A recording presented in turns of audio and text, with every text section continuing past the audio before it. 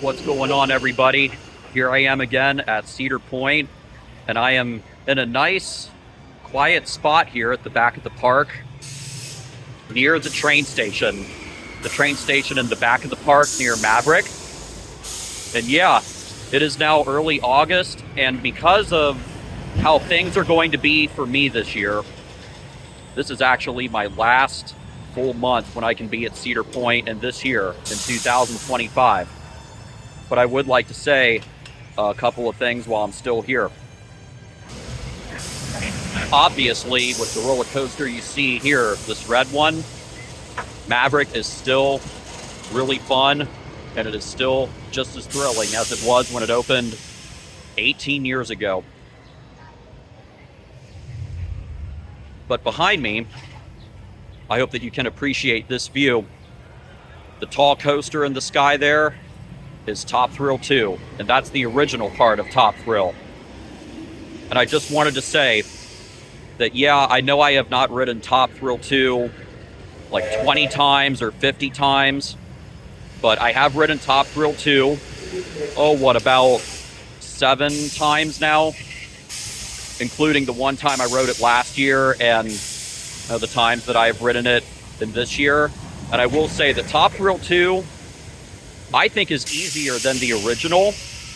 And even though it is just a lap bar on Top Thrill 2 and there are no seatbelts, I feel very safe on that roller coaster.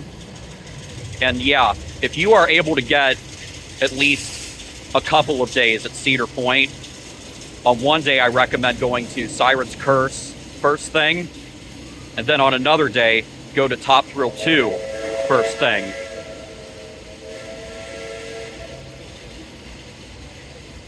Yeah, it's definitely a fun ride, and with both Siren's Curse and Top Thrill 2, there are going to be long, long lines. And of course, you could say that about Maverick and Steel Vengeance as well.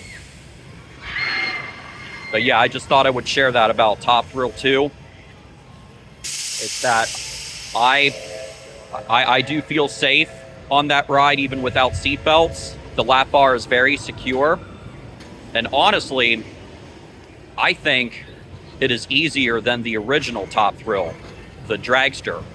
Because with the original dragster, you went from 0 to 120, whereas with Top Thrill 2, you go from 0 to 70 going forward, which is not as fast, and it feels kind of weird going that much slower for the first launch on it. But yeah, you go 0 to 70 on Top Thrill 2 on the first launch, and then when you're coming down, going backwards, you already have some speed as you're going into the 100-mile-an-hour launch up the spike. And then when you're coming down from the spike, again, you already have some speed when you're going into the 120-mile-an-hour launch. And I really just think that Top Thrill 2 is easier than the original because it is gradual as you are going into the backwards launch and then the other forward launch, which will hopefully make it over the top hat. But hey, if you get a rollback, well, that's just as fun. And that is something that I have actually never experienced, is a rollback. I know I came very, very, very close one time in 2018. I missed it by one train. But from what we can see with Top Thrill 2, there can still be some rollbacks. And maybe one day I will finally get a rollback, and I'll be able to tell you what that was like. But yeah, while I am here in my final visits of the year at Cedar Point, I just wanted to share that about Top Thrill 2. Everything that I have to say about the ride, and I hope that you can experience Top Thrill 2 at some point. And I do hope that it can stay around for many, many years. I know that Top Thrill has only been open about, 65% of the time in this year. But I am hoping that it will stay around for at least 10 or 20 years or even more. So yeah, that's what I wanted to share about Top Thrill 2. And I think now I'm going to go over to another roller coaster and share some thoughts on that ride as well.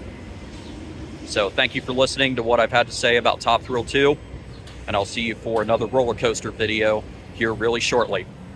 Thank you.